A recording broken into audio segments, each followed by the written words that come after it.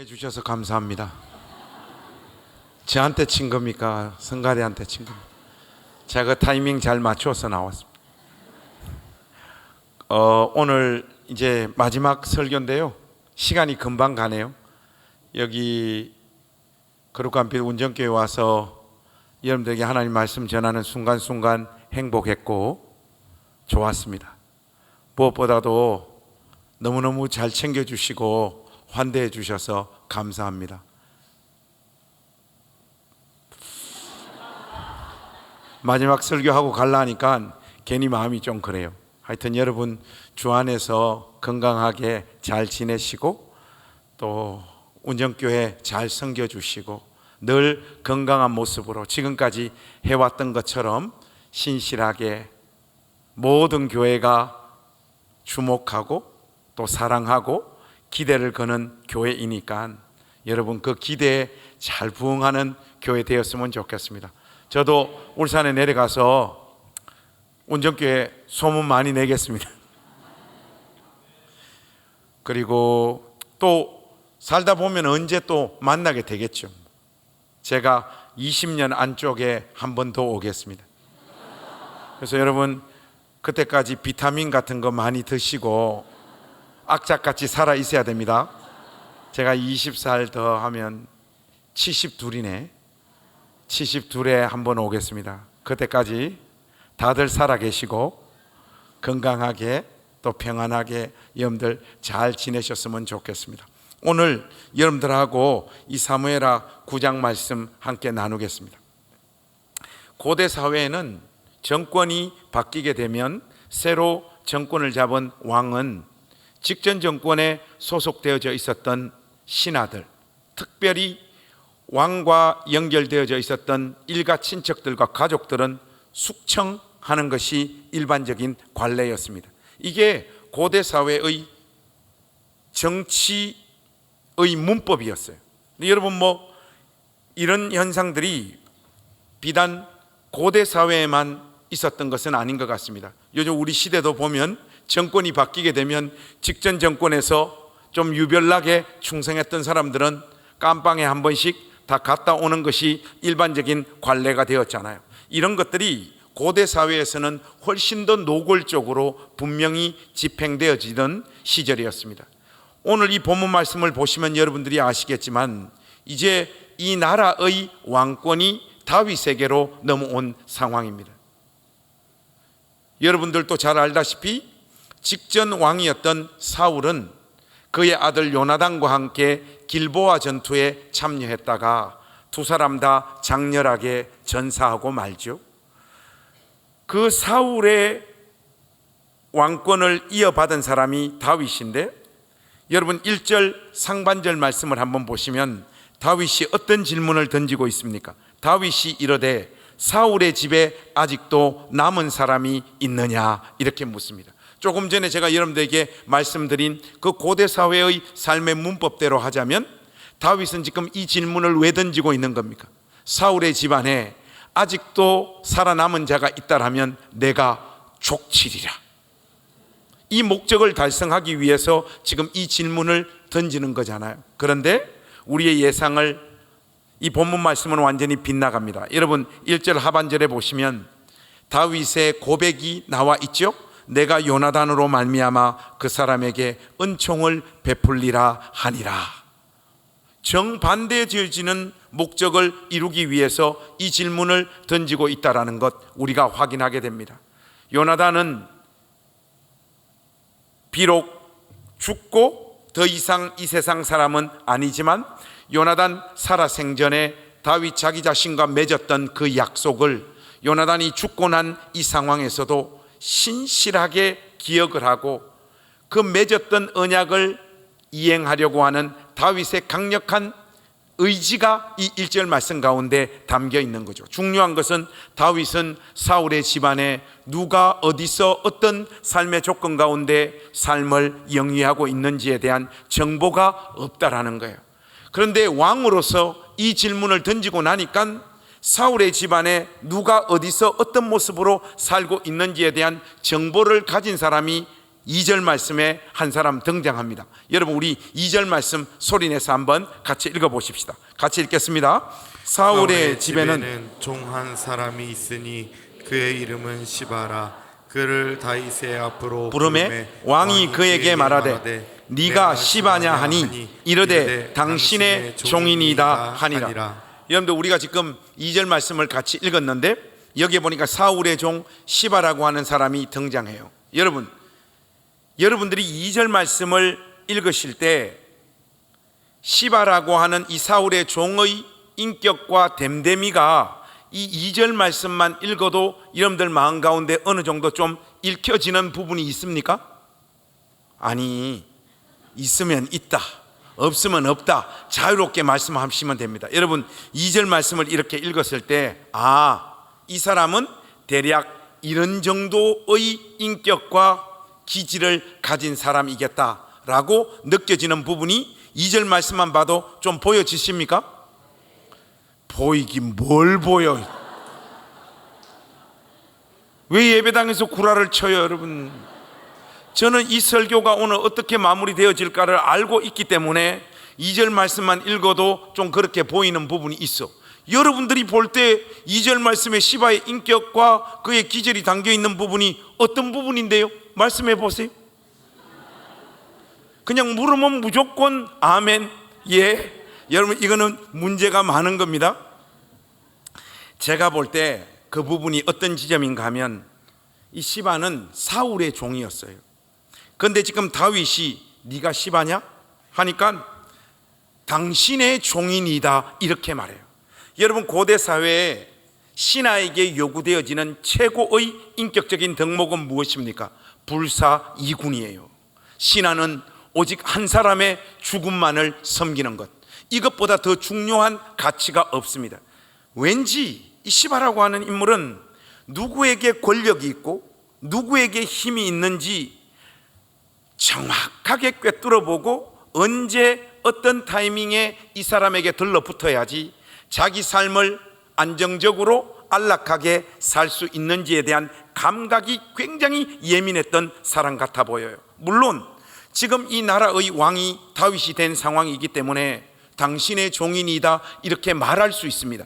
근데 왠지 그 부분이 이 사람의 기질적인 특징을 살짝 보여주는 것 같습니다. 여러분, 제가 지금 여러분들에게 말씀드리는 이 내용이 좀 설득력이 있습니까?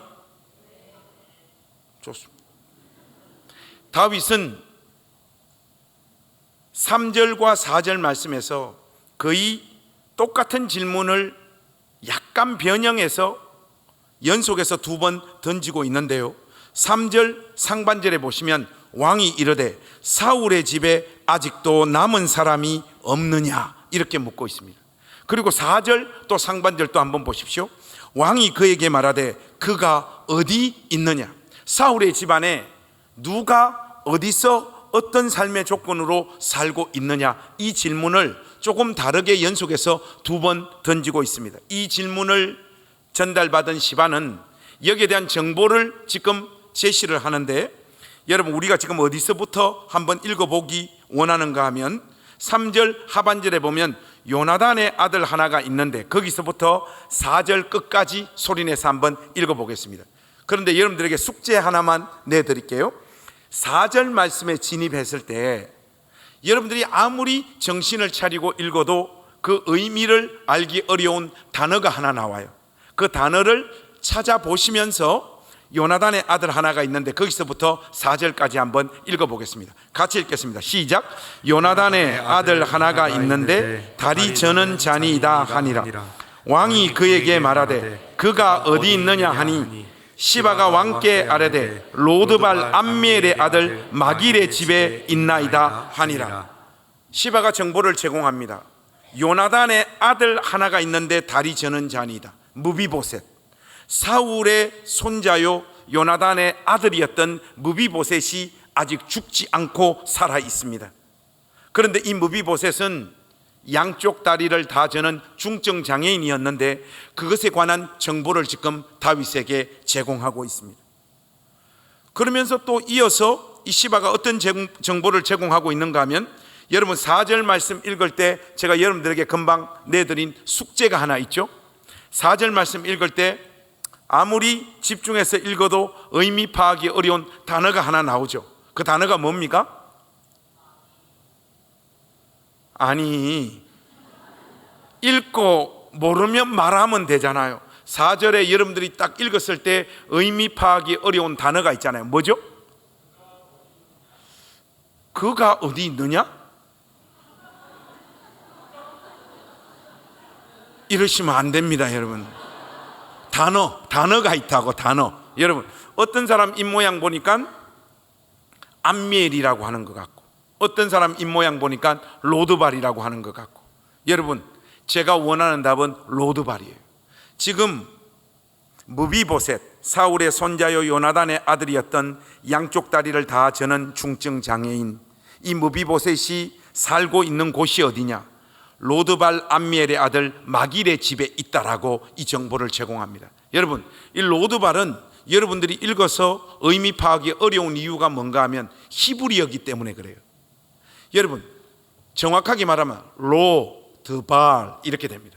로는 히브리어 부정접두어예요. 영어로 치면 not, never 이런 정도 뜻입니다. 드발은 목초지 이런 뜻이에요. 그래서 로드발 하면 목초지가 없는 내지는 목초지가 아닌 뭐 이런 정도의 의미입니다. 여러분, 유목민들에게 있어서 목초지가 없는 환경 속에서 살고 있다라고 하는 것은 굉장히 척박한 환경 속에서 그 삶을 살고 있었더라, 이 정보를 제공해 주는 거예요. 그래서 여러분, 이 로드발 이러니까 의미가 한국 사람 마음에는 확실하게 이렇게 좀 안 다가오는 것 같습니다. 여러분, 로드발이라고 하는 이 단어를 우리 한국 사람의 정서에 맞게 세 글자로 딱 번역을 하면 여러분은 어떻게 번역하시겠습니까? 황무지? 요즘 황무지에 사는 사람 있어요? 달동네 느낌이 좀 오십니까? 그런 정도의 뉘앙스가 이 로드발 안에 담겨져 있는 거예요.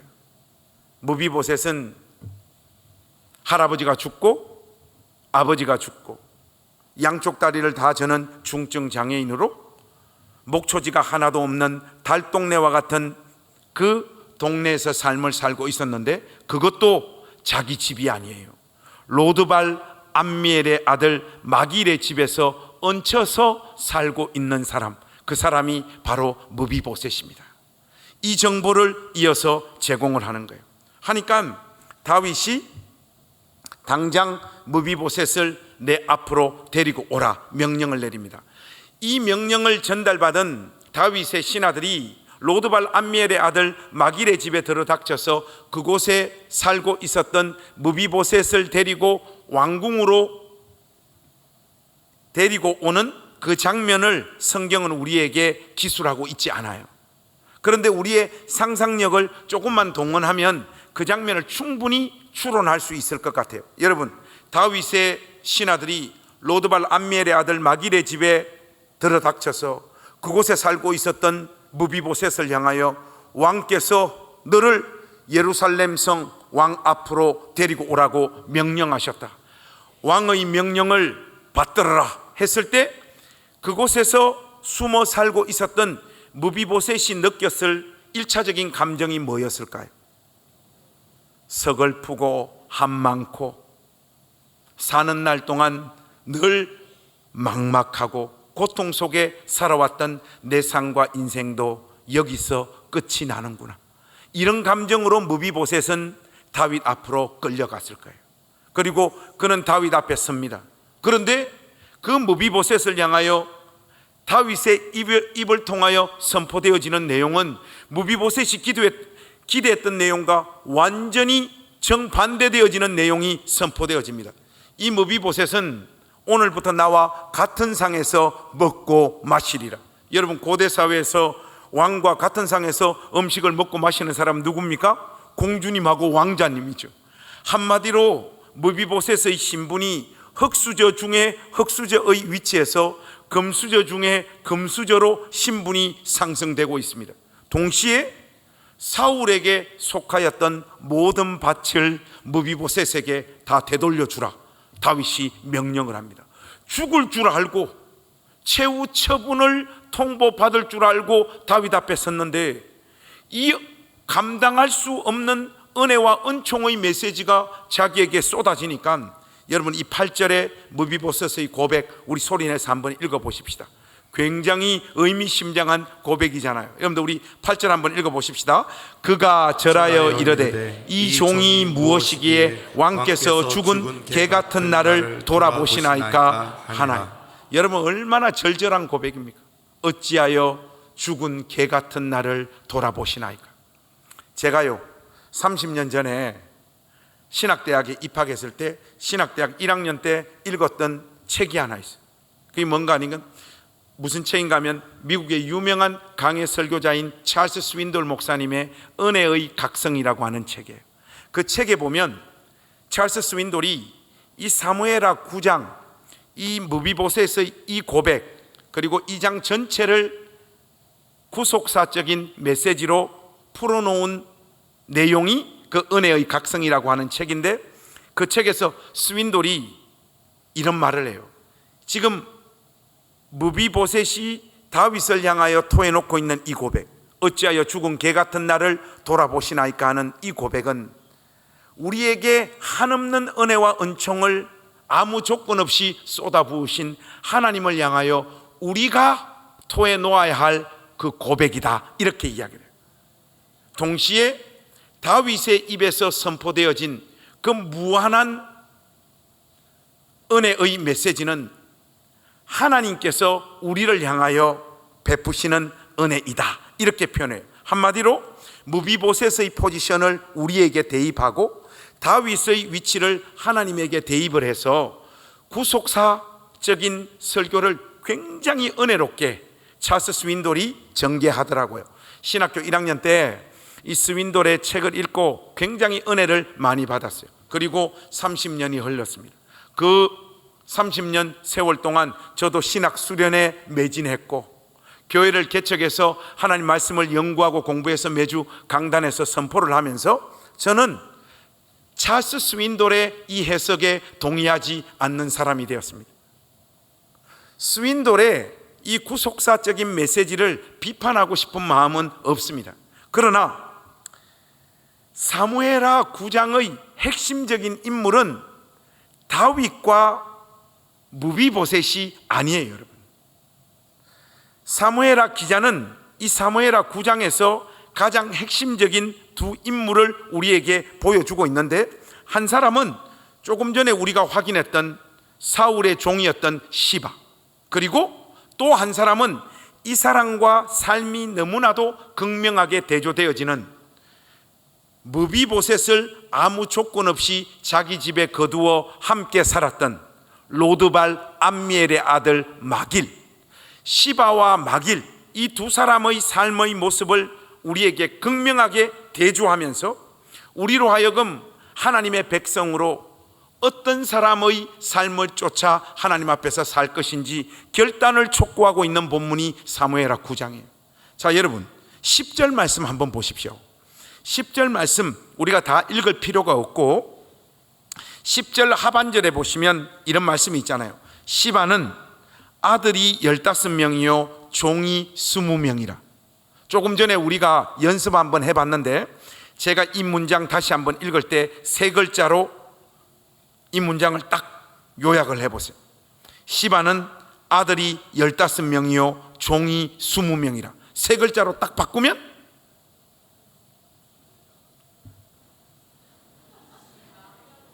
마지막 시간에 여러분이 저한테 이러시면 안 돼. 적극적으로 하세요. 여러분, 시바는 아들이 15명이요 종이 20명이라. 세 글자로 바꾸면 중산층. 여러분 딱 중산층이죠. 이 정도를 두고 금수저라 하지 않습니다. 딱 보면 중산층이에요.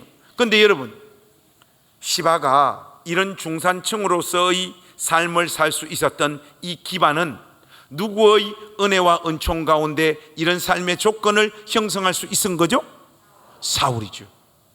지금 사무엘의 기자는 뭘 고발하고 있는가 하면 사울의 은혜와 은총을 통하여 이런 중산층으로서의 삶의 기반을 다 확보했던 이 시바는 사울의 손자요 요나단의 아들이었던 무비보셋이 어디에서 얼마나 비참하게 삶을 살고 있었다는 정보를 다 알고 있었음에도 불구하고 그에게 그 어떤 도움도 제공하지 않았더라. 이 사실을 고발하고 있는 거예요. 동시에 로드발 암미엘의 아들 마길은 단순히 무비보셋을 긍휼히 여겨 자기 집에 거두어 함께 산 경제적인 손실을 감행하는 용기를 보여주는 정도가 아닙니다. 조금 전에 우리가 확인했듯이 고대 사회의 문화와 삶의 문법대로 하자면 무비보셋은 반역자예요. 왕에게 붙잡히면 그 목이 날아갈 수밖에 없는 반역자. 그것도 직통이잖아요. 사울의 손자요 요나단의 아들이지 않습니까? 한마디로 이 무비보셋을 거두어 자기 집에 함께 산다는 것은 마길 역시 자기의 목을 걸어야지만 감당할 수 있는 헌신이었단 말이죠. 이 마길은 아무 조건 없이 무비보셋을 이런 환경과 조건 속에서도 거두어 자기 집에 함께 살았더라. 한마디로 이 사무엘하 9장은 우리 앞에 시바의 길과 마길의 길을 분명하게 보여주면서 우리로 하여금 어떤 삶을 쫓아서 살 것인지 하나님 앞에서 결단을 촉구하는 거예요. 제가 행신에서 목회할 때도 그렇고 울산에 가서 목회할 때도 그렇고 목사님에게는 기도 제목을 많이 이렇게 적어와서 기도 부탁을 많이 하는 것 같아요. 그래서 뭐 이런 제목 저런 제목 다 가지고 와요. 그럼 다 보면 제가 그 모든 기도 제목들을 읽어보면 결국 성도들의 기도의 제목은 뭐냐? 목사님, 나 중산층 될 수 있도록 기도해 달라는 소리야.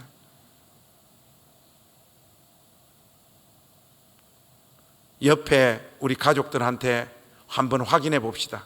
목사님 말 맞지? 그렇게 한번 해. 여러분, 우리가 보면 있잖아요. 우리의 기도가 생각보다 엄청나게 오염되어 있습니다. 우리의 갈망과 소원이 하나님 믿지 않는 사람들과 별반 다를 게 없어요. 그냥 안락하게 행복하게 안정적으로 살고 싶은 것, 내 힘과 능력으로 성취하기 어려우니까 하나님의 능력 동원해서 나그네 인생길 사는 동안 이 삶 온전히 구현해낼 수 있는 것이 우리의 갈망과 소원이 되어버렸어요. 우리가 시바라고 하는 사람의 삶의 모습을 다소 비판적으로 볼만한 자격이 없단 말이죠. 그 어떤 누구도 형제와 자매의 현실적인 고난과 고통과 아픔을 나의 고통과 아픔처럼 생각하며 그의 손을 잡고 그를 거두며 그의 삶의 실질적인 필요를 채우며 함께 그와 살기로 작정하는 신자들이 예배당 안에서 점점 사라지고 없습니다. 그러다 보니까 주님의 몸된 교회 안에 생명의 역사가 나타나지 않는 거예요. 왜? 여러분과 저의 심장은 시바의 심장이기 때문에 그렇습니다. 이 시간 이후에 전개되어지는 말씀도 여러분 우리가 곧 확인하겠습니다마는 사무엘하 기자는 계속해서 시바의 길과 마길의 길을 똑같은 사건을 통하여 계속해서 비교하며 대조하면서 우리로 하여금 결단을 촉구하고 있습니다. 여러분, 이 시간 이후 어떻게 사건이 전개되어지는가 하면 다윗의 아들이었던 압살롬이 아버지를 향하여 쿠데타를 감행합니다. 처음에는 압살롬의 쿠데타가 별것이 아니었는데 다윗의 핵심 책사였던 아히도벨이 압살롬에게 들러붙어버려요. 아히도벨의 책략이 성경에 어느 정도 수준이라고 말하고 있습니까? 마치 하나님께 물어 그 책략과 작전을 구사할 정도의 책략을 구사했던 사람이 아히도벨입니다. 이 아히도벨이 압살롬에게 붙어버립니다. 그때부터 압살롬의 쿠데타 세력이 힘을 받기 시작을 하는데 어쨌든 왕궁을 차지하고 있었던 다윗이 위협을 느끼기 시작하고 더 이상 왕궁에 머물러 있을 수 없는 상황으로까지 추가 기울기 시작을 하고 이 왕궁은 압살롬의 쿠데타 세력이 장악을 하고 다윗은 그를 따르는 참모들과 병사들을 이끌고 왕궁을 떠나 이곳저곳을 떠돌아다니며 도망 다녀야 되는, 그러면서 아들의 쿠데타 세력과 싸워야 되는 이 상황으로 다윗의 삶이 내몰리게 됩니다. 여러분, 신하에게 쿠데타를 당해도 몸도 지치고 마음도 지치는데 아들에게 쿠데타를 당해가지고 이곳저곳으로 떠돌아다니며 도망다녀야 되었을 다윗의 심정을 한번 생각을 해보십시오. 몸만 지쳤을 정도가 아니라 아마 멘탈이 다 나가 떨어졌을 거예요. 이 상황을 어떻게 극복할까? 이 몸도 지치고 마음도 지쳐있는 다윗을 향하여, 다윗을 돕기 위하여 한 사람이 다윗을 찾아옵니다. 그런데 우리의 예상을 완전히 빗나가는 인물이 다윗을 돕기 위해 다윗을 찾아와요. 여러분, 우리 성경 한번 열어봅시다. 사무엘하 16장 1절과 2절 말씀, 여러분 우리 성경 한번 열어보십시다. 사무엘하 16장 1절과 2절입니다. 사무엘하 16장 1절과 2절, 우리 한번 이 말씀 소리내서 같이 한번 읽어보십시다. 시작. 다윗이 마루턱을 조금 지나니 무비보셋의 종 시바가 안장 지은 두 나귀에 떡 200개와 금포도 100송이와 여름 과일 100개와 포도주 한 가죽 부대를 싣고 다윗을 맞는지라. 왕이 시바에게 이르되 내가 무슨 뜻으로 이것을 가져왔느냐 하니, 시바가 이르되 나귀는 왕의 가족들이 타게 하고 떡과 과일은 청년들이 먹게 하고 포도주는 들에서 피곤한 자들에게 마시게 함이니이다. 여러분, 전혀 예상을 빗나가는 이 얍삽하고 자기 이에 밝은 시바가요, 엄청난 음식들을 가지고 다윗 앞에 나타납니다. 다윗을 돕기 위해 지금 나타난 거예요. 그런데 이 시바의 됨됨이와 인격적인 수준을 다윗 자신도 어느 정도 파악을 했던 것 같아요. 여러분, 2절 말씀 상반절에 보면 왕이 시바에게 이르되 네가 무슨 뜻으로 이것을 가져왔느냐. 다윗이 볼 때도 뭔가 이 시바가 이 먹을 것들을 그냥 가져온 게 아니라 뭔가 꼬로만 의도를 가지고 가져온 것 같다는, 영어로 하자면 히든 모티브, 감추어둔 무슨 다른 동기를 가지고 이 많은 음식을 가지고 온 것 같단 말이죠. 네가 무슨 뜻으로 이 음식들을 가지고 왔느냐 하니까 시바가요 능청스럽게 답합니다. 왕이시여, 저에게 무슨 감추어둔 동기가 있겠습니까? 아들에게 쿠데타 당할 이곳저곳을 떠도는 왕, 그리고 왕을 수종드는 이 많은 젊은이들이 제가 가지고 온 이 음식들 먹고 다시 힘내서 압살롬의 쿠데타 세력과 싸워서 그들을 무찌르고 왕께서 영광스럽게 예루살렘 성으로 다시 돌아가는 그 모습 보기 원하여 이 많은 음식들 가져온 것 아니겠습니까? 능청스럽게 이야기합니다. 여러분, 몸도 지치고 마음도 지치면요, 사람이 판단력이 흐려지기 시작을 해요. 저도 목회를 하면서 사는 목사이지만 사실 목양하는 모든 성도들이 다 사랑스러운 것은 아니에요. 행신교회에도, 울산의 나정당 교회에도 이런 표현이 좀 그렇습니다만은 마지막 시간이니까 여러분들이 좀 이해해 주세요. 솔직히 목회를 하다 보면 목 조르고 싶은 인간들이 있어요. 행신교회 3명이 있었고 나전당 교회에 지금 7명이 있습니다. 저 인간 저거 어떻게 한번 해버릴까 싶, 아무리 사랑하려고 해도 사랑이 안 돼요, 여러분. 왜냐하면 목사 괴롭히는 걸 하나님으로부터 달란트로 받은 인간들 같아요. 그것도 막 지속적으로 괴롭히니까 사람이 돌아버릴 것 같은 거예요. 하나님, 저 사람들 사랑하게 해주세요 기도하면 분노가 더 차올라오는, 여러분, 그렇게 사람에게 계속해서 시달리면 어떤 현상들이 나타나는가 하면 판단력이 흐려져요. 몸도 지치고 마음도 지친 상황에서는 잘못된 판단을 하게 되어지더라고요. 여러분, 이렇게 목사님이 몸도 지치고 마음도 지쳤을 때 누가 목사님에게 제일 힘이 될 것 같습니까? 객관식으로 한번 해봅시다. 1번, 이름도 빛도 없이 비가 오나 눈이 오나 목사님을 위해서 지속적으로 기도하는 사람, 그 사람이 목사님에게 가장 큰 힘이 될 것 같습니다. 1번.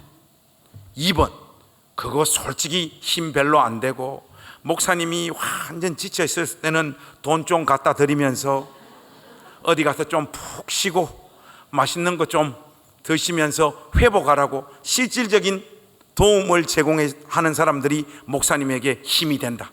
자, 여러분, 목사님 아무리 그래도 저는 1번, 목사님을 위해서 비가 오나 눈이 오나 이름도 없이 빛도 없이 기도하는 사람이 목사님에게 힘이 될 것 같습니다. 1번 손 한번 들어보세요. 1번. 이틀 연속 두들겨 맞았더니 이제 눈치가 보통 눈치가 아니에요. 목사님, 저는 2번이 왠지 힘이 될 것 같습니다. 손. 멋있는 사람들이에요. 저는 솔직히 1번 별로 도움이 안 되더라고. 그런데 여러분, 왜 그런 생각을 하는 겁니까? 왜 그런 생각을 하는 거예요? 몸도 지치고 마음도 지쳐서 판단력이 흐려진 거예요. 물질적으로 도움을 주는 것, 돈 좀 주는 것, 그것이 어떻게 궁극적으로 목사의 영혼과 목양에 힘을 지속적으로 공급하는 일이겠습니까? 예배당 저 어떤 구석에서 끝까지 목사를 신뢰하면서 목사님을 위해서 기도하는 사람, 그 사람이 목사님에게 힘이 되죠. 그러나 몸도 지치고 마음도 지치면 돈 주는 사람이 그렇게 고맙더라고. All glory to God. 모든 영광 하나님 받으시옵소서. 죽을 때까지 그 사람 사랑할 것 같은 마음이 막 들어요.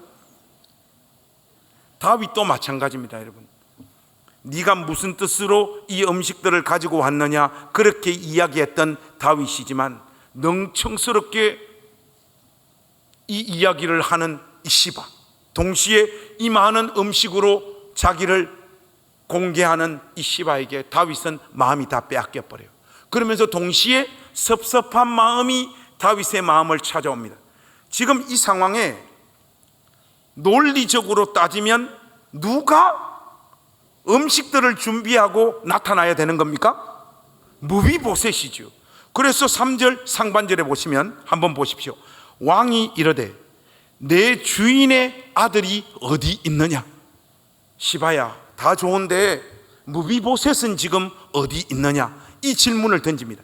이 질문을요 시바가 탁 잡아 낚아챕니다. 왕이시여, 시바는요 지금 예루살렘 성에 남아서 원래대로 하자면 이 나라 우리 할아버지 사울의 나라, 그리고 우리 아버지 요나단이 이어받았어야 될 나라, 그리고 정상적이라면 이 왕권이 나에게로 와야 되는데 이게 뭔가 질서가 깨지고 잘못해서 다윗에게로 왕권이 넘어가 버렸는데 하나님께서 드디어 다윗을 패하시고 이 왕권을 나에게 돌리고 있다라고 예루살렘 성에 남아서 무비보셋은 그렇게 나팔 불고 있습니다.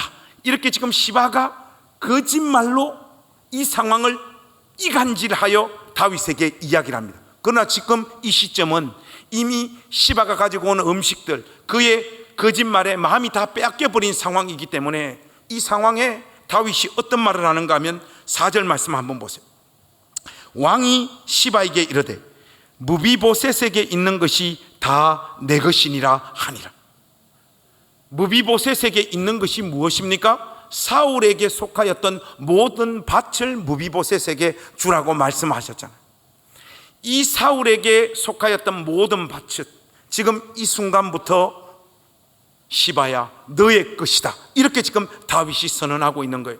그러니까 시바가 이르되 내가 절하나이다 내 주 왕이여 내가 왕 앞에서 은혜를 잊게 하옵소서 하니라. 여러분, 시바는요 처음부터 무비보셋에게 넘어갔던 사울의 모든 밭을 자기 것으로 가져오기 위하여 철저한 계획들을 세우고 이 음식들과 능수능란한 거짓말로 다윗의 마음을 빼들어서 무비보셋에게 넘어갔던 사울의 모든 밭을 자기 것으로 강탈해오는 이 일을 이루고 있는 거예요. 여러분, 뜬금없는 이야기인지 모르겠지만 성경은요 확실히 하나님의 영감으로 기록된 1.1획도 틀림이 없는 성령의 영감으로 기록된 말씀이 분명합니다. 왜 그런가? 여러분, 사람 이름 짓는 거 한번 보세요. 시바, 기가 막히지 않습니까? 이 사람 이름만 발음하면 이 인간이 어떤 인간인지가 확 그냥 깨달아져요. 고민할 필요도 없어요. 시바, 딱 느낌이 오지 않습니까? 여러분, 우리 사는 것도 힘들고 막 열받는 일도 많은데 이 밤 욕하는 건 아니고 오늘 성경에 등장하는 시바 이름을 우리가 다 같이 한번 불러봤으면 좋겠습니다. 여러분, 준비되셨습니까? 우리는 절대 욕하는 게 아니에요. 그냥 사람 이름 한번 발음해 보는 거예요. 하나, 둘, 셋. 아주 액센트가 좋았습니다. 이 사람 이름만 딱 부르면 이 인간이 어떤 인간인지가 확 그냥 이해되어지잖아요. 시바.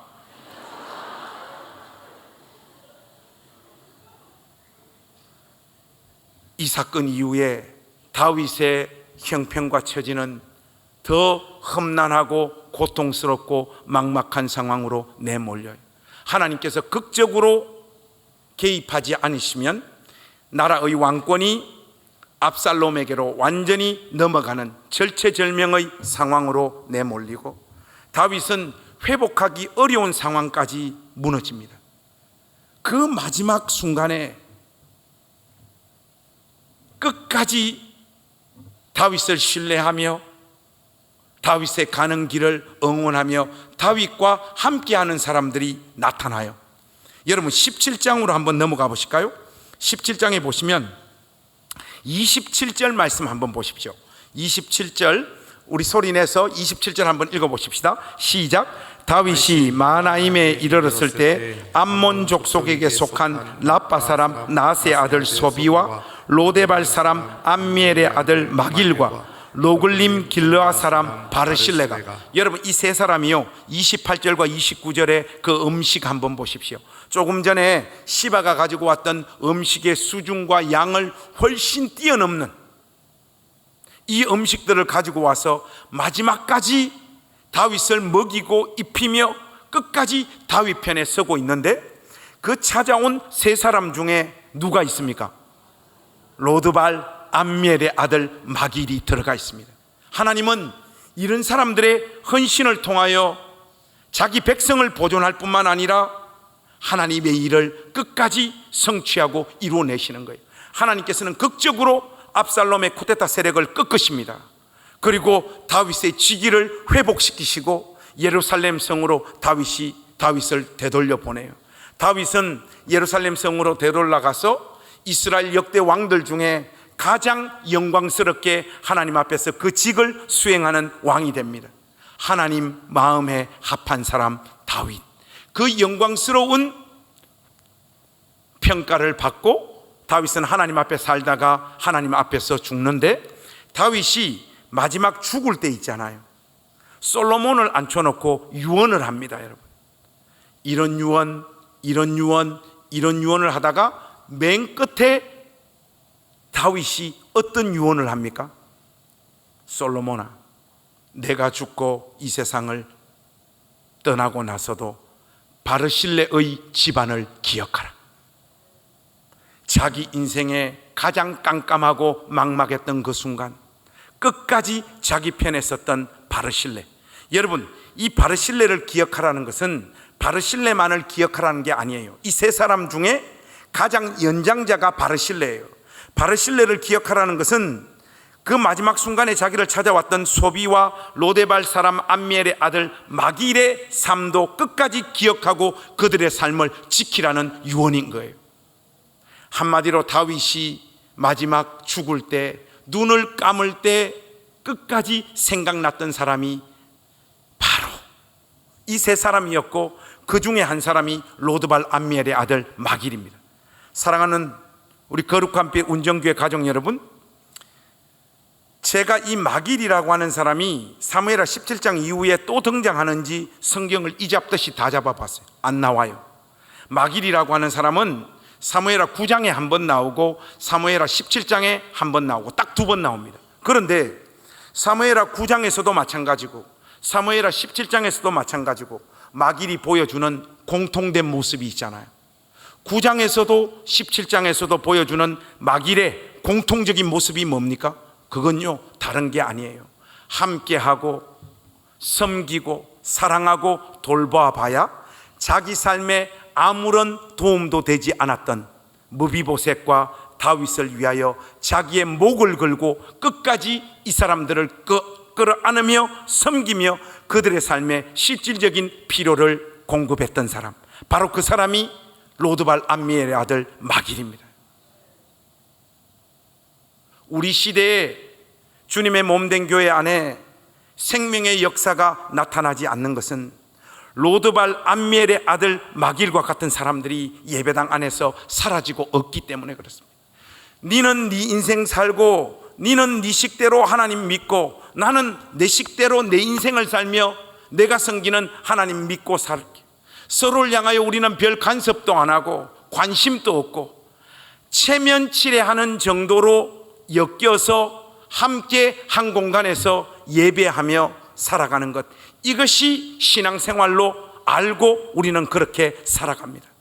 그런 현장에, 그런 교회 안에 무슨 생명의 역사가 있겠습니까? 죽어가는 하나님 형상대로 지음받은 사람이 살아나는 역사가 나타나겠냐고요. 인간들은 다윗과 같은 사람을 기억할진 몰라도 하나님은 로드발 암미엘의 아들 마길과 같은 사람을 기억합니다. 여러분, 이 마길은 누구를 통하여 하나님의 구속사가 진행되어지는지, 누구를 통하여 하나님의 일이 성취되어지고 이루어지는지에 대한 감각이 예민했던 사람이고, 실질적으로 그러한 사람을 위하여 자기의 목숨, 자기의 가진 것 다 쏟아부으며 실질적인 필요를 세우며 그들 편에 신실하게 서 있었던 사람, 그 사람이 바로 로드발 암미엘의 아들 마길입니다. 저는 여러분 확신해요. 이 운정교회 안에 로드발 암미엘의 아들 마길과 같은 사람이 세 사람만 있으면 운정교회는 뒤집어집니다. 여러분, 저는 우리 부모님께서 두 분 다 돌아가셨기 때문에 어머니하고 아버지께서 이 이야기를 들으시면 대단히 섭섭하게 생각하실 것 같은데 이미 가버렸기 때문에 괜찮아요. 저는 솔직히 좋은 아버지를 만난 사람은 아니고 우리 어머니에 대해서는 제가 그렇게 박하게 평가하고 싶지는 않는데 우리 어머니도 그런 지아비하고 생을 통과하며 살아야 되었기 때문에 하루하루 그 삶이 버거워서 자식들을 어떻게 양육하고 키우는 것이 가장 좋은 삶이었다. 그런데 마음을 쏟아부을 삶의 마음에 여유가 없었던 분이었어요. 쉽게 말하면 저는 어머니와 아버지를 잘 만난 케이스는 아닙니다. 저는 어린 시절에 아버지로부터 물리적인 폭력도 많이 받았지만은 그 물리적인 폭력보다 저의 영혼을 더 심각하게 무너뜨리고 망가뜨렸던 것은 아버지의 언어 폭력이었어요. 저는 태어나서 아버지로부터 받았던 그 언어 폭력이라고 하는 것은 말로 설명할 길이 없어요. 여러분, 경상도 욕이 얼마나 무시무시합니까? 제가 아버지한테 들었던 욕 한 몇 가지만 소개해 볼까요? 이런 게 있어요. 이런 거, 이런 수금포로 배지를 갈라가지고 창작 꺼내가지고 죽일로. 그 제가 수금포가 도대체 뭐지? 하고 삽자루가 수금포더라고. 삽으로 배를 갈라서 창자를 꺼내서. 여러분, 아버지가 자식한테 어떻게 이런 언어를 구사할 수 있어요? 저는요, 첫날 만날 아버지로부터 들었던 욕이 그런 욕이었어요. 하나는 더 무시무시한데 대창나무로 눈가리를 쑤셔서 눈에서 먹물을 빼가지고 뭐 이런 말들 있잖아요. 그런 무시무시한 욕들을 물리적인 폭력과 함께 지속적으로 그런 상황에 노출되어지면요, 이 영혼의 상태가 어떻게 되는가 하면 자기 자신을 사랑할 수 없는 아이가 되어버려요. 그리고 어떤 사람이 나를 향해서 어떤 것들을 이야기를 해도 그 말을 고지고대로 들을 수 없는 영혼의 상태가 되어버리는 거예요. 저는 제가 그런 상태가 되었다는 것도 모르고 그냥 살았어요.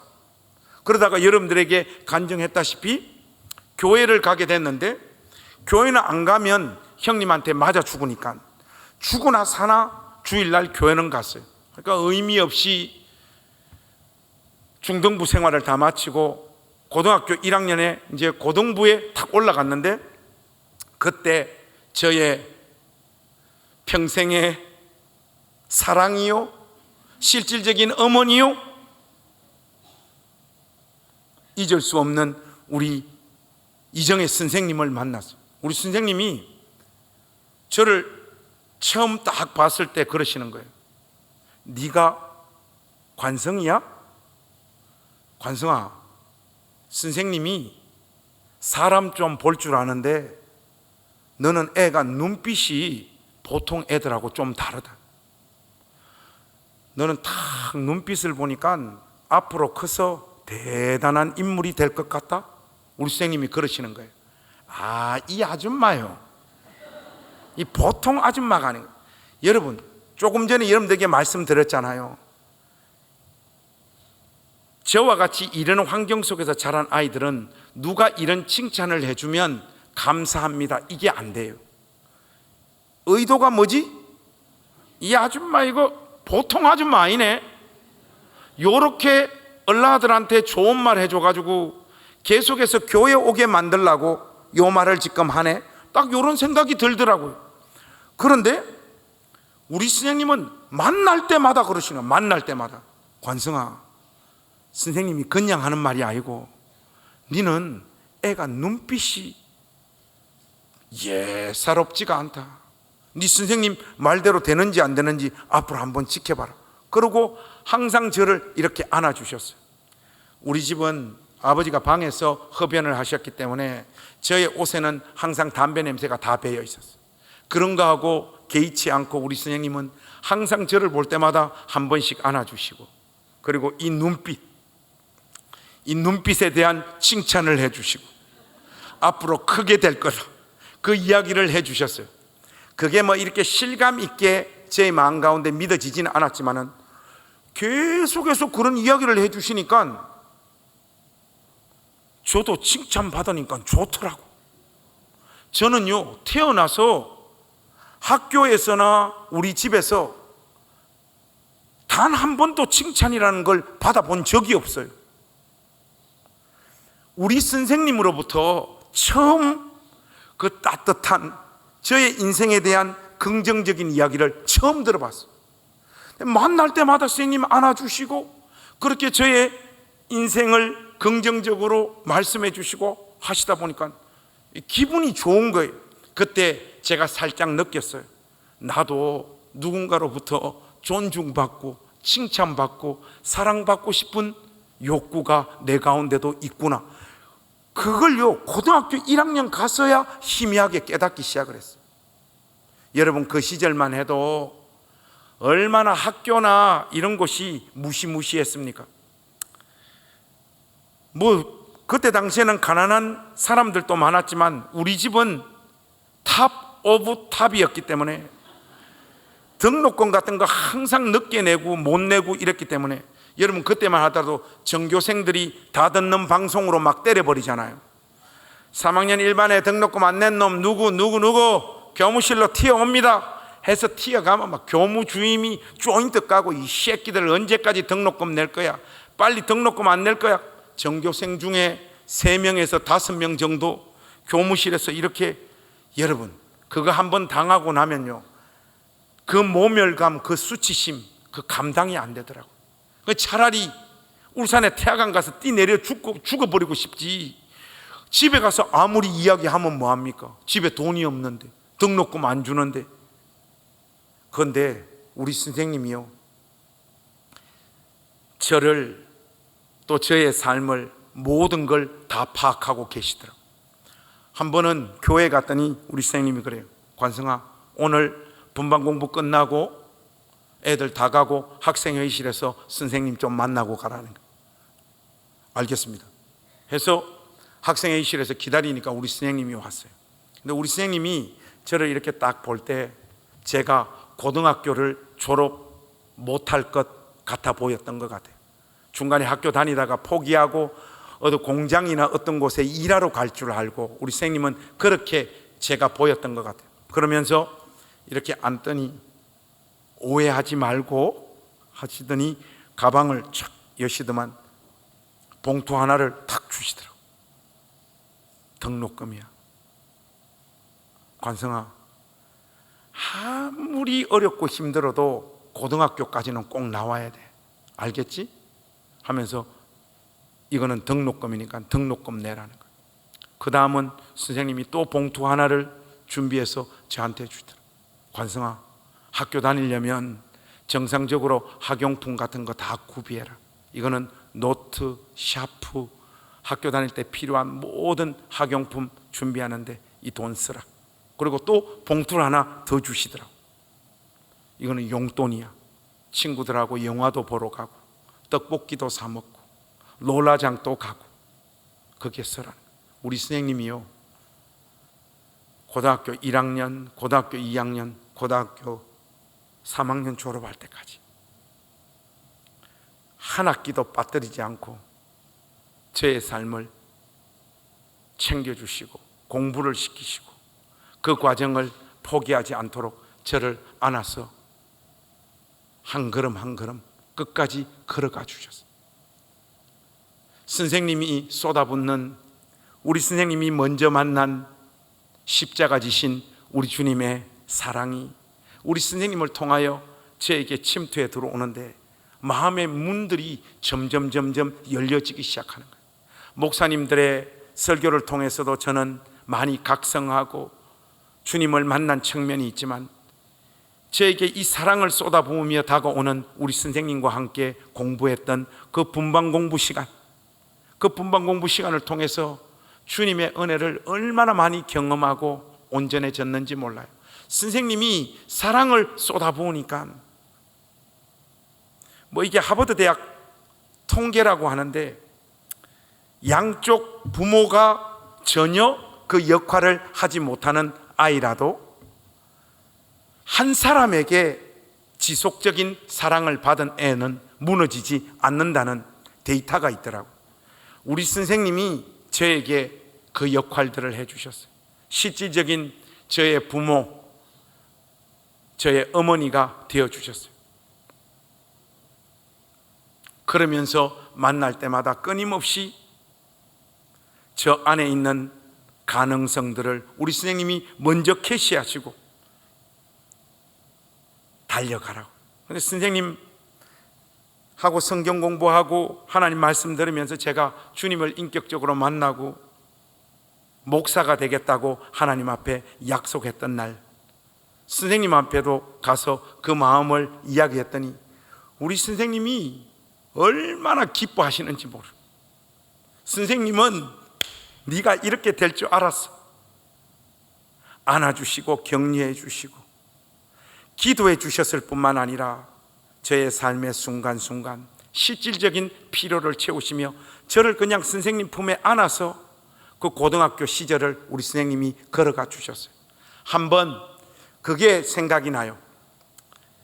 이건 좀 뭐 우스운 이야기이기도 한데, 그렇게 아무리 주님을 인격적으로 만나도 해결되어지지 않는 게 있어요. 그게 뭔가 하면 좋아하는 여학생, 그 시절에는 그런 게 참 극복하기가 어렵더라고요. 우리 교회 그 혜정이라는 애가 있었어요. 천사입니다. 천사. 하늘에서 내려온 천사. 진짜 이뻐요. 근데 그때만 하더라도 교회 분위기가 보수적이었기 때문에 누구를 좋아한다는 말을 선생님한테 하면 보통 선생님들은 야야 기도하면서 좀 그런 마음 내려놓고 좀 집중을 해라, 뭐 이런 이야기가 많이 들려왔던 시절인데, 우리 선생님한테 이 마음을 이야기하면 우리 선생님은 다를 것 같더라고요. 그리고 선생님으로부터 사랑을 받다 보니까 내 마음 가장 깊은 곳에 부끄럽고 민망한 이야기도 선생님한테 털어놓을 수 있게 되더라고요. 선생님, 혜정이 때문에 돌아버릴 것 같아요. 예배 시간에도 학교 가도 뭐 혜정이 생각밖에 안 나요. 어떻게 하면 좋아요 하니까, 관성아, 선생님이 여자애들 마음 빼앗아 오는데 도사잖아. 네 다음 주에 교회 올 때 혜정이한테 보낼 러브레터 한 통 딱 써가지고 와라. 분반 공부 끝나고 선생님이 문장 다 잡아줄게, 그러시는 거예요. 그래서 편지 탁 써가지고 분반 공부 끝나고 그 다음 주에 학생회의실에서 선생님하고 다 편지 딱 펴보라는 거예요. 편지 딱 펴봤어요. 경상도 남자잖아요. 고등학교 1학년이지만 초반부터 공격적으로 사랑하는 혜정아 딱 들어가는 거예요. 우리 선생님이 읽더만 야야 이렇게 쓰면 여자아들 기절한다 해가지고 처음부터 끝까지 우리 선생님이 그 문장을 다 잡아주더라고요. 요렇게 새 편지지 사서 그대로 옮겨라. 그리고 선생님이 혜정이 다 알아봤어.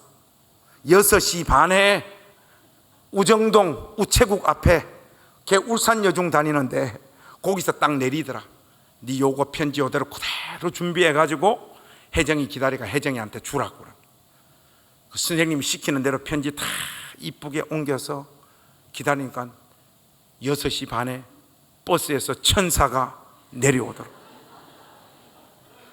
혜정아 사실 너를 좋아했어 하면서 편지 주고 휙 도망을 왔어. 그 혜정이 지금 딴 놈 만나가 잘 살고 있어요.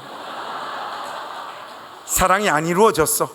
그런데 제가 그 시점을 지나면서 우리 선생님을 더 깊이 신뢰하고 더 사랑하게 되었어요. 왜 그런가 하니까 우리 선생님이 저를 사랑해 주는 방식은 선생님의 위치에서 학생을 사랑하는 게 아니었어요.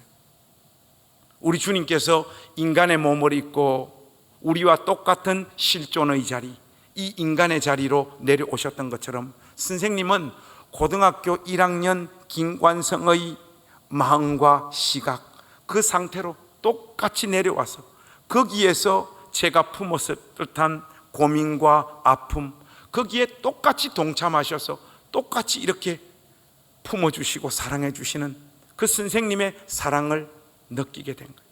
그 선생님 품에서 고등학교 3학년까지 하나님 말씀 배우고 이쁘게 잘 이렇게 성장하고 이제 신학대학 공부하러 가는데 우리 선생님이 교회에서 좀 보자고 하는 거예요. 내일이면 대전으로 침례신학대학에 공부하러 가야 되는데 예배당에서 보자고 해서 기다렸어요. 선생님 오시더라고. 네가 목사님 되겠다라고 선생님 찾아와서 이야기했을 그때부터 선생님이 한번 너의 삶을 생각을 해보니까 네가 앞으로 신학 공부하고 이러는 과정들이 만만치 않을 것 같아서 선생님이 그때부터 돈을 좀 준비했다 하면서 우리 선생님이 가방에서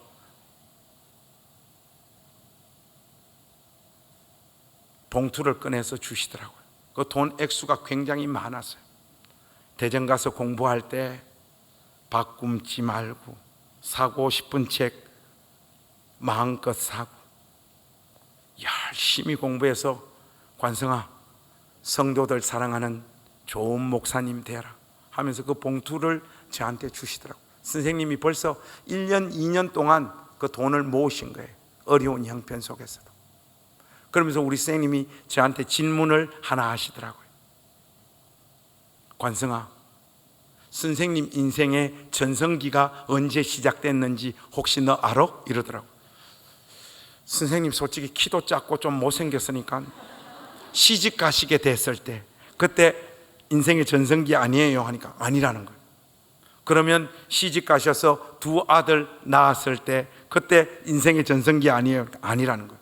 그럼 선생님 인생의 전성기가 언제예요? 하니까 관성아, 너 고등학교 1학년 때 관성이 너 만나고 너에게 하나님 말씀을 가르치며 살았던 이 3년이 선생님 인생의 제일 행복하고 선생님 인생의 최고의 전성기였다. 그 말이 막 저의 심장을 뚫고 오는데 저는 신학교 가서 좋은 교수님들 또 좋은 책들을 통해서 목사님들을 통하여 좋은 영향 많이 받고 은혜도 많이 받았지만은 그 신학대학 떠나기 전날 우리 선생님이 저한테 해주셨던 말씀이 있잖아요. 너를 만나고 너에게 하나님 말씀을 가르치고 살았던 이 3년이 선생님 인생의 최고의 전성기였다는 그 말보다 저의 평생 동안 저의 심장을 움직이고 붙잡은 감동적인 말은 없어요. 제가 우리 선생님을 향하여 쏟아놓아야 되는 말인데, 우리 선생님이 저 같은 아이, 무슨 가치가 있어요? 부모 중에 누가 예수를 믿기나 합니까? 그 엮이는 가정 속에서 옷에 담배 냄새는 다 절여 있고, 얼굴은 까맣고 몸은 바짝 골고, 그 아이의 미래를 볼 때 무슨 소망이 보였겠어요? 그런 아이를 품어내시고 그 아이에게 하나님 말씀을 가르쳤던 이 3년이 선생님 생애 가장 큰 행복의 날이었고 전성기였다는 그 말이, 내가 도대체 뭔데 우리 선생님은 나를 이만큼 이렇게 사랑하시나? 그렇게 신학교에 가서 공부하는 나날 우리 선생님은 저의 손을 놓은 적이 없습니다. 우리 선생님 품에서 예수 믿지 않는 두 아이가 자라서 목사가 됐어요. 한 명이 강남중앙침례교회 최병락이에요. 그 한 명이 저였어요. 최 목사는 미국으로 유학을 떠나서 우리 침례신학대학 역사상 가장 복되고 성공한 목회자가 되었어요. 그 달라스 세미한 교회를 개척하다시피 해서 전미 전체에서 가장 건강한 교회로 성장시켰죠. 저는 영국으로 유학 갔다 와서 한국으로 이렇게 왔는데, 한국에서 개척을 시작을 했는데, 여러분들에게 간증했다시피 한 사람의 인생은 이렇게 가고 한 사람의 인생은 이렇게 가고, 그럴 때마다 우리 선생님은 항상 저한테 전화를 주셨어요. 관성아, 네가 바른 길 가서 그런 거야. 마음 안 팔아먹어서 그런 거야. 그러면서 그 어려운 개척교회에 목사가 되었어도 지질이 궁상을 떨고 살아가는 그 순간에도 우리 선생님은 제 손을 놓은 적이 없어요. 위에서 기도해 주시고 또 돈 아껴서 돈 보내주시고, 끝까지 견뎌야 된다, 괜찮다. 분명히 우리 선생님, 제가 우리 선생님 어떤 여자인지 알거든요. 저하고 통화 딱 끝내놓고 병나기한테 전화했을 거예요. 알고 보니까 김관성이 저거 덩신 같대. 병나가 네가 갑이다. 분명히 병나기한테는 전화해서 병나기 최고라고 이야기했을 거예요. 제가 그거 한번 확인할 거예요, 제가. 근데 저의 걸어가는 날 동안 우리 선생님은 제 손을 놓은 적이 없었어요. 선생님 보기에 부끄럽고 저도 자랑스러운 제자가 되고 싶었는데 삶과 인생과 목회가 그렇게 흘러가지 않더라고요. 그러다가 2013년도였나? 그때 10월에 하도, 여러분, 제일 힘든 거는요, 경제적인 어려움이 아니에요. 개척교회 목회자에게 제일 어려운 거는 뭔가 하면 남아도는 시간이에요. 그걸 주체할 방법이 없는 거예요. 그 도시 빈민들 할머님들하고 모여 사는 그날에 할 짓도 없는데 글이나 한번 써보자 해가지고 글을 써가지고 저의 첫 번째 책 본질이 이긴다, 그 책을 2013년도에 출간을 했어요. 근데 뭐 저같이 뭐 무명의 저자의 책을 누가 주목을 하겠습니까? 통상적으로 보면 2,000권 팔리면 기독교 서적은 베스트셀러예요. 여러분, 책이 100권 나오면 한 권 정도 2,000권 넘게 팔리고 대부분 다 2,000권 못 넘어요. 그리고 5,000권 팔리면 초대박 났다 그래요. 그리고 10,000권 팔리는 거는 없어요. 이거는 하나님의 영역이에요. 이건 정말 기적과 같은 일이 있을 때 한 번씩 일어나는 일이에요. 그런데 그 2013년도에 제가 정확한 이야기인지는 몰라요. 그 출판 관계자로부터 들었는데 2013년도에 10,000권이 넘게 팔린 책이 3권이 나왔다. 한 권이 분당 우리 교회 이찬수 목사님 책이에요. 그런데 이분은 교인들이 사주면 만권이잖아. 이런 거는 순위에 넣어주면 안 됩니다. 반칙이에요, 여러분. 이런 거는. 그리고 또 한 권 만권이 넘은 저기 서남 목자교회 유기성 목사님, 이분도 반칙이다 아니다? 이거 야구 선수나 UFC로 치면 약물 복용이에요. 그런데 그해 아무 이름도 없는 우리 교회 교인들이 그때 13명인가 그랬는데, 그때 제가 쓴 본질이 이긴다가 2만 권이 넘게 팔린 거예요. 제가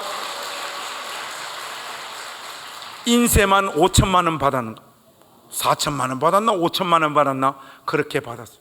이 책이 막 불티나게 막 팔려나고 정신을 못 차리겠는 거예요. 여러분, 교회 부흥 그거 우습더라고요. 책 팔려져서 알려지니까 하나도 안 오던 새 가족이 예배당에 그냥 자동적으로 와. 기도 필요 없어요, 여러분. 설교 준비 되게 많이 할 필요도 없더라고. 그냥 매주 새 가족이 막 설교 요청이 쏟아지고 막, 내 인생이 이거 어디로 가는 거야? 갑자기 왜 이래? 감당을 할 수가 없는 거야. 그때 새롭게 하소서인가? 거기서 목사님 우리 방송에 좀 나와 주십시오 하는데 못 나갑니다. 저는 서울말을 못 쓰기 때문에 방송에 적합하지 않습니다 하니까, 목사님 사투리 쓰셔도 괜찮으니까 나와 달라고 계속해서 설득을 해서 알겠어요 해서 나갔어요. 나갔는데 이제 그 여자 아나운서가 제 어린 시절 막 이렇게 질문하더라고요. 여러분들에게 간증했던 내용들 쭉 간증을. 그 이야기를 하다가 중간쯤 갔는데 선생님 이름을 한번 불러보라는 거예요. 이정혜 선생님? 부르는데 울산하고 전화 연결이 돼 있더라고요. 그 여자 아나운서가 우리 선생님한테, 선생님, 김 목사님 어떤 소년이었습니까?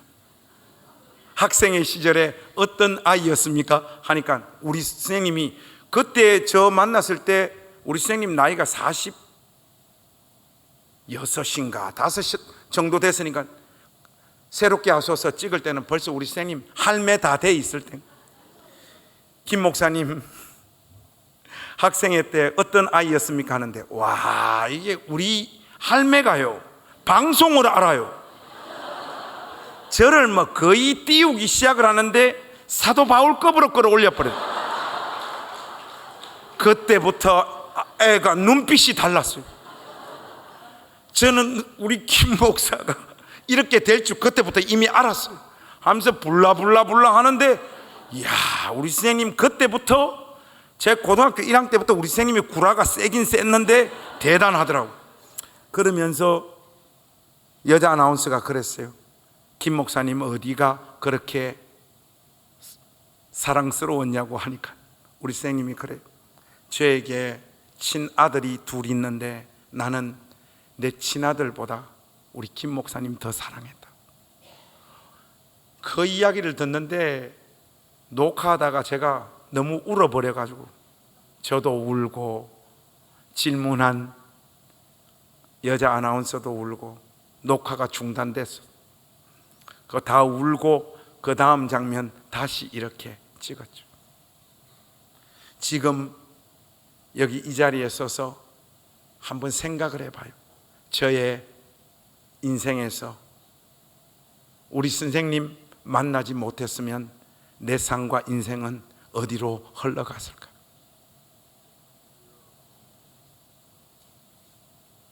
일주일에 한 번 강단에 서서 하나님 편을 드는 이 영광스러운 직분을 감당하는 이 일이 고등학교 1학년 때 예수님 먼저 만나고 그 예수님의 사랑을 실질적으로 공급하며 하나님 말씀을 가르쳤던 우리 선생님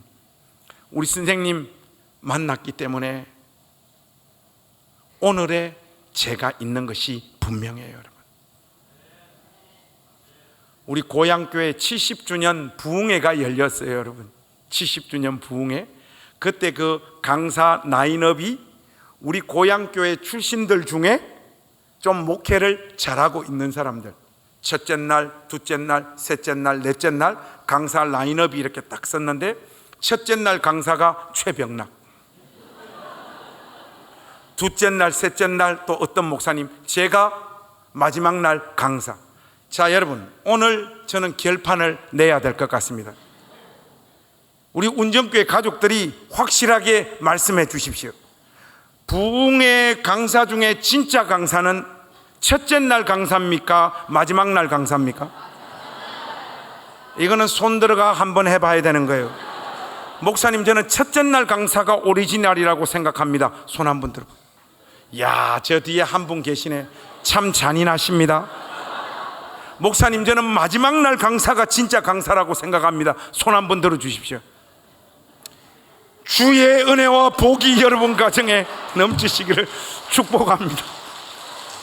제가 마지막 피날레를 장식을 했는데 그날 고향교회 70주년 기념하는 부흥이었기 때문에 강단에 이렇게 서니까 저 어렸을 때 다 길러주시고 키워주신 우리 부장 집사님, 장로님, 권사님, 집사님들 다 계신데 저의 눈에는 예배당 정중앙에 앉은 우리 선생님만 눈에 들어오더라.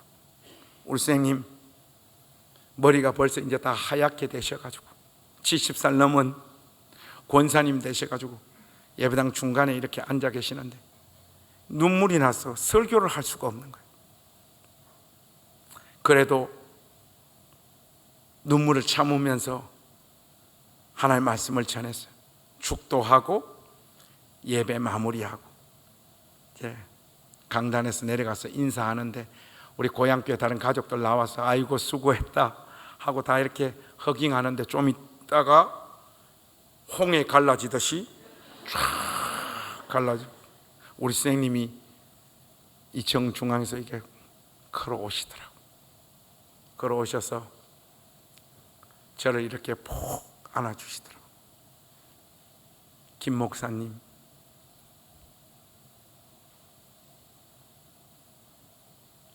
잘 자라줘서 고마워 하고 우리 선생님이 안아주시면서 우시더라고. 그러니까 저도 선생님 눈을 보니까 견딜 수가 없는 거죠. 저도 울고. 우리 선생님이 저에게 해주셔야 될 고백이 아니라 제가 우리 선생님을 향해서 선생님 안 만났으면 저의 삶과 인생은 오늘의 저는 없고 어떻게 그 매 순간순간 넘어서 여기까지 올 수 있었는지 생각만 해도 너무 끔찍하고 저 같은 아이 목사가 되어서 하나님 말씀 전하는 이 순간까지 제 손 놓지 않고 걸어주셔서 너무너무 감사합니다. 그 말을 하고 싶었는데 눈물만 줄줄줄줄 흐르더라고. 사랑하는 여러분, 저는 성도들을 사랑하고 섬기는 것, 목회를 다른 어떤 사람한테 배우지 않았어요. 우리 선생님이 저를 사랑해주는 그 방식이 내가 목회하면서 성도를 사랑하는 방법이 되어야 되겠다.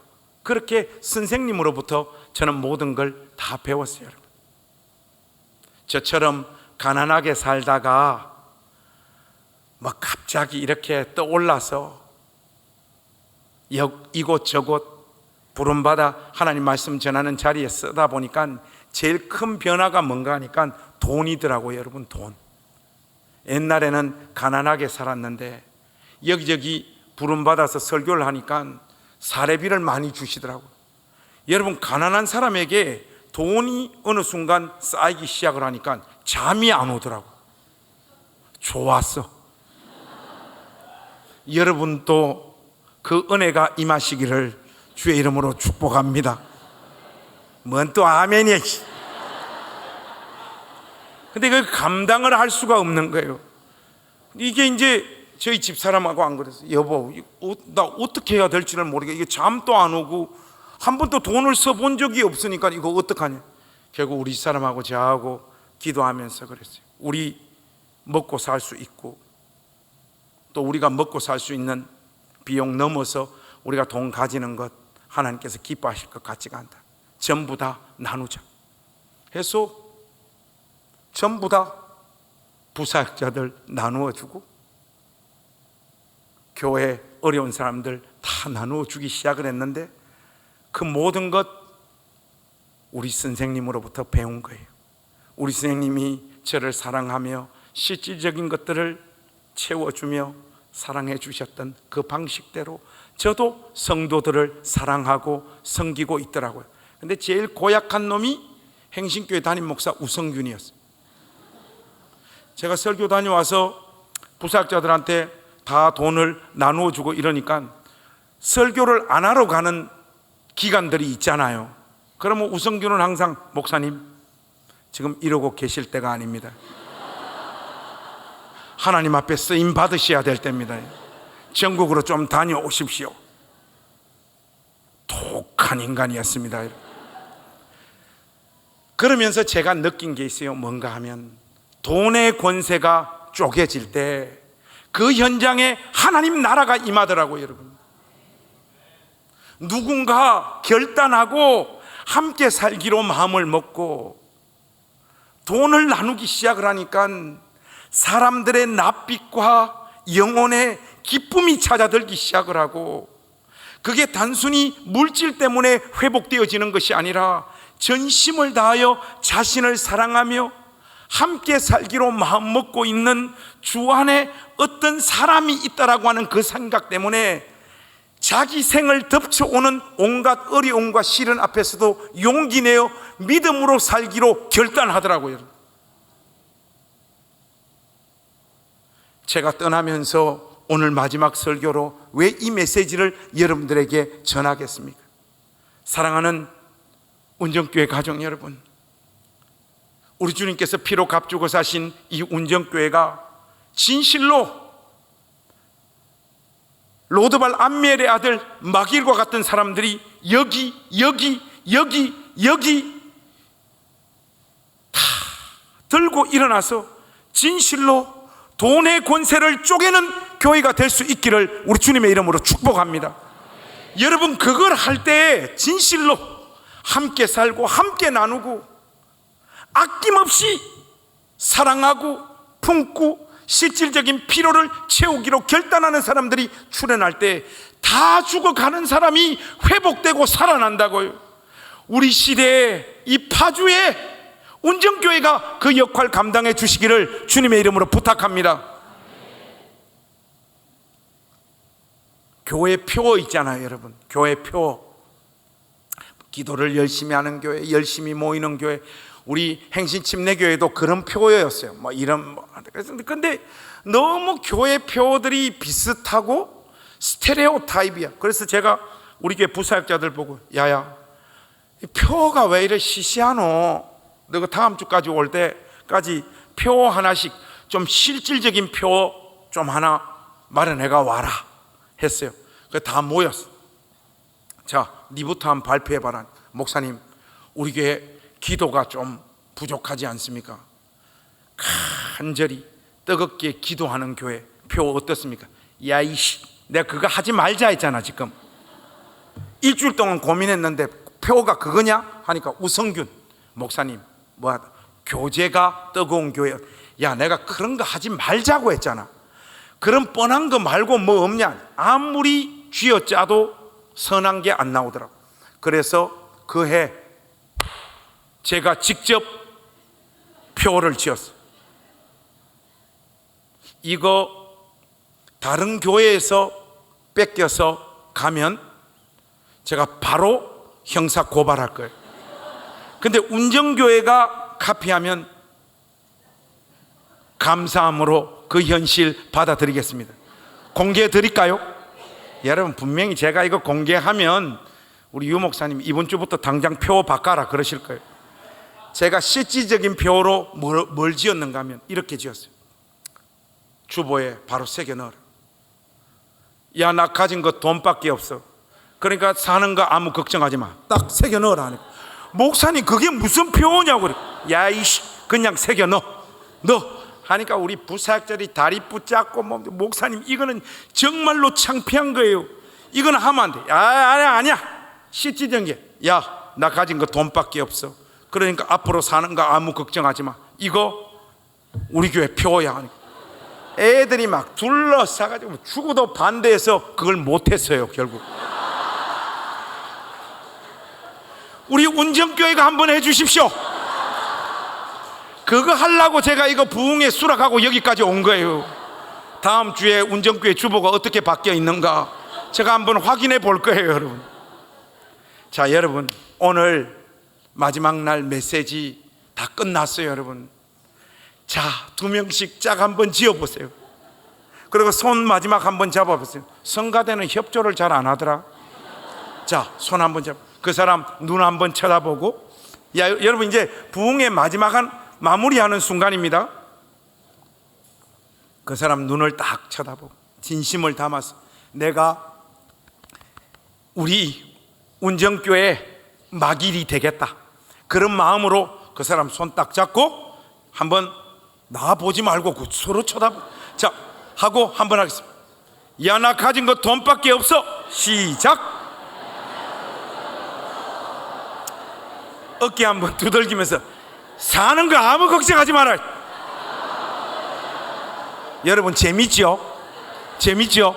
자, 요거 한 문장 이어서 다 한번 해보겠습니다. 야, 나 가진 거 돈밖에 없어. 그러니까 앞으로 사는 거 아무 걱정하지 마. 그리고 핸드폰 열어서 계좌 한번 보여주는 거. 자, 여러분, 손 계좌 보여주는 건 우리 조금 민망하니까 자, 하고, 자, 손 한번 잡고 한번 해봅시다. 야, 나 가진 거 돈밖에 없어. 그러니까 앞으로 사는 거 아무 걱정하지 마. 크게 우리 한번 합시다. 시작.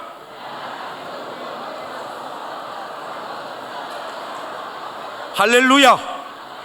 그런 마음으로 살아가는 운정교회의 막일이 되어 주시기를 우리 주님의 이름으로 부탁합니다. 바로 그때 이 운정교회 안에 다 죽어가던 사람들이 여러분과 함께 예배하고 함께 주님을 섬길 때 살아나는 생명의 역사가 진실로 나타나는 교회가 될 줄로 믿습니다. 여러분들이 파송하고 분리 개척하는 그 교회 안에도 그런 역사가 나타날 줄로 믿습니다. 그래서 이 파주 땅을 뒤집어 엎는 권세 있고 능력 있고 생명력 넘치는 교회가 되시기를 우리 구주 예수 그리스도의 이름으로 축원합니다. 할렐루야.